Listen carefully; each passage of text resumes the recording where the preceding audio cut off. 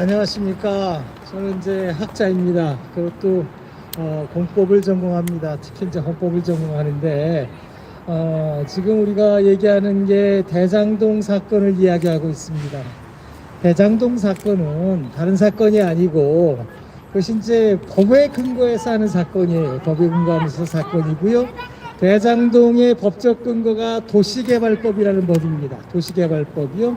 그러면은 대장동에서 그쪽 지역을, 대장동 지역을 도시개발하겠다 해가지고 도시개발 사업을 하는데, 이 도시개발 사업의 특징은 어떤 사업이냐, 개인들이 집을 짓고 땅을 개간하는 개인들 사업이 아니라 국가가 5천만의 이름으로 하는 국가 사업입니다. 그래서 어떻게 하냐면은 그것이 개인의 땅이라 하더라도 국가에서 도시개발이 필요하니까, 우리 집 없는 사람을 위해서 집이 필요하니까 그 집을 짓기 위해서 너희들 땅을 내가 수용하겠다 해서 강제로 국가가 땅을 뺏어갑니다. 그래서 우리가 이제 토지 수용이라고 그러는데, 그렇게 토지 수용을 한 것을 기초로 해서 그 땅을 갖다가 이제 정비를 하죠. 깨끗하게 정비해서 이 땅은 공원을 하고 이쪽은 아파트를 짓고 여긴 단독주택 짓고 이렇게 땅을 정비한 다음에 그 땅을 국가가 팝니다. 파는데 이 사업이 그 도시개발 사업이 크게 어려운 사업은 아니에요. 국가가 하는 일이기 때문에 국가가 일방적으로 땅을 사서 수용한다고 그러죠. 수용해서 그것을 사업하는 사람들한테 판다고요. 아파트지라고 팔고 단독주택자라고 파는데, 이때 이제 국가가 주로 하는 일이, 이런 사업은 거의 그 국가의 권력을 이용해서 하는 사업이기 때문에 어렵진 않아요. 어렵진 않고 땅을 싸게 살 수 있어요. 땅을. 왜냐하면 개발되기 전 가격으로 땅을 사가지고 국가가 개발하니까 비싸게 팔 수 있다고요. 그러니까 이런 사업은 당연히 특별한 사정이 없는 한 엄청나게 이윤이 많이 생긴다고요. 요번에 이제 예상되는 수익이 얼마였냐면은 대충 그 당시에 성남시장이 이재명 시장이었는데, 그 당시에 예상되는 수익이 대충 그 도시개발 사업만 가지고 예상되는 수익이 그 당시에 한 5천억 정도 됐습니다. 5천억 정도 됐고요. 그거는 이제 누구 얘기냐면 이재명 당시 시장 얘기예요. 대충 5천억이 아니라 7,500 정도 됐죠. 그 중에서 자기가 그 사업을 통해서 내가 얻어낸 게 5천억을 얻어냈다, 이렇게 얘기 나온 거죠. 내가 국가를 위해서 성남시를 끌어들인 게 한 7,500억 되는데 그 중에서 5천억을 내가 끄집어냈으니까 내가 얼마나 사업을 잘했느냐, 이렇게 얘기하는데, 사실 이것이 처음부터 끝까지 국가 사업이기 때문에 국가는 7,500억 모두 다를 국가의 것으로다가 만들어야 된다고요. 그런데 그 나머지 2,500에서 2,300원이 예상이 됐는데, 그 예상되는 금액을 누굴 줬냐면은 화천대유, 또 그 다음에 천화동인 김만배한테 2,500억을 주기로 다 약속하고서 사업을 시작하게 시킨 거죠. 바로 이 부분 때문에 그 사람들이, 개인들이 그 돈을 가져갈 필요성이 없는데, 개인 사업자가 아는 밤에 이재명하고 가깝다는 이유로다가 2,300에서 2,500을 가져갈 수 있게 했다. 그러니까 그래서 이것이 배임이다라고 얘기가 되는 거예요.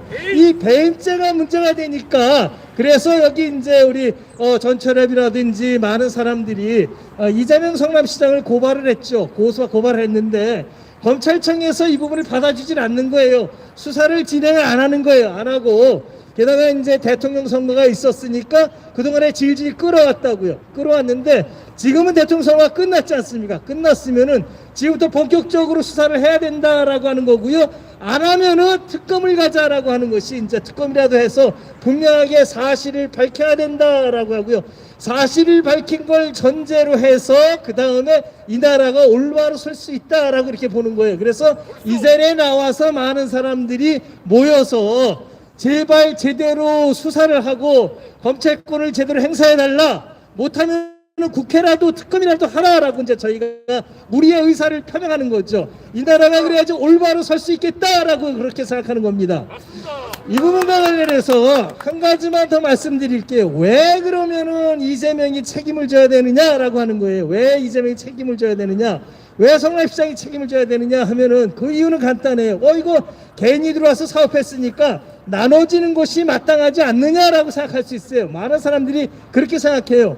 화천대유, 천화동인도 같이 참여해서 일을 했으니까 가져가는 게 마땅하지 않느냐. 그런데 그 사람들이 일한 만큼만 가져가면 돼요. 그 사람들은 그 일한 만큼이 얼마냐면 그 사람들이 일한 만큼 월급 가져가고 그 다음에 일한 만큼 돈을 빌려왔으면 이자를 지급해 주면 돼요. 그런데 그 월급하고 이자는 이미 벌써 다 받아갔다고요. 받아가고 그 다음에 사업에서 남는 이윤 2,300억도 더 가져가라 이렇게 했기 때문에 배임이 되는 거라고요. 그런데 그 결정을 어떻게 하느냐, 다 성남시장이 처음부터 끝까지 결정하는 거예요. 그 권한이 성남시장한테 다 있었다고요. 도시개발법을 보게 되면은 도시개발 사업할 때 내가 어느 지역에서, 지금 같은 경우는 대장동 지역이죠. 대장동 지역에서 도시개발 사업할지 아니면은 내가 백현동 지역에서 하는지 그 결정을 성남시장이 합니다. 그리고 이 사업의 내용이 어떤 식으로 갈는지, 아파트를 10층짜리를 짓는지 50층짜리를 짓는지 이것을 성남시장이 또 결정합니다. 결정하고 그 사업 내용에 대해서 자기가 사업을 직접 시행할 수도 있어요. 성남시장이 직접 할 수도 있고 성남시가 결정할 수도 있고 직접 시행할 수도 있고, 자기가 시간이 없으면은 다른 사람을 시켜서 사업을 시행하게 할 수도 있어요. 이번 같은 경우에는 성남도시공사하고 그 다음에 화천대유 천화동인이 함께 뭉쳐서 만들어놓은 성남의 뜰 보고서 사업을 시행하라라고 결정했어요. 이렇게 했으면 성남의 뜰한테 다 넘겨주는 게 아니고 성남의 뜰이 성남시장한테 내가 이렇게 사업하겠다라고 사업계획서를 성남시장한테 가져오게 되면은 성남시장이 그거를 인가합니다.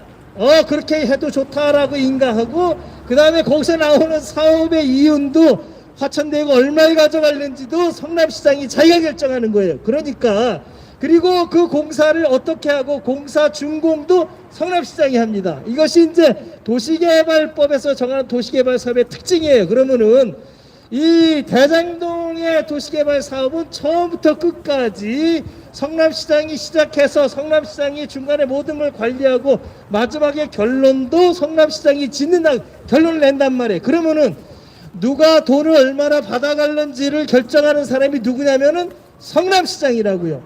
그러면은 이 사람이 왜 개인한테 국가가 가져가야 될 돈 전부 다 7,500억 전부 다를 국가가 가져오지 않고 왜 이 개인한테 줬느냐, 바로 이 부분이 배임이 되는 거예요. 국가 사업은 국가가 이윤을 다 가져와야 된다고요. 왜 국가가 가져오느냐, 그것이 5천만 국민의 돈이기 때문에 그렇다고요. 5천만 국민의 돈을 왜 특정한 사람한테 주느냐라는 거예요. 그 당시 예상 수익이 2,300억이었고요. 그것도 이재명 스스로 자기 말이에요. 자기 말로 2,300억이었고 실제로 땅값이 조금 더 올라가지고 실제로 가져간 돈은 4,040억쯤 됩니다. 그런 의미에서 볼 때 배임 금액이 4천억이 넘는다는 것은 이재명 성남시장이 이 부분에 관해서 제대로 수사가 밝혀진다면은 교도소에서 굉장히 오래 있어야 되는 사건이다 이렇게 보고요. 예, 우리 국민들은 정신을 똑바로 차려서 공무원한테 물을 것은 뭐냐, 공무원은 국민들한테 책임을 져야 된다라고 하는 거예요. 자기가 잘했건 못했건, 특히 잘못했을 때는 공무원들은 100% 책임질 각오를 하고 국가를 위해서 국민을 위해서 일해야 된다는 것이 저희 생각이고요. 요번에 그 부분에 관해서 분명하게 공무원으로서 성남시장으로서 했던 일을 자기가 책임지는 나라가 되기를 간절히 바라면서 이상으로 마치겠습니다.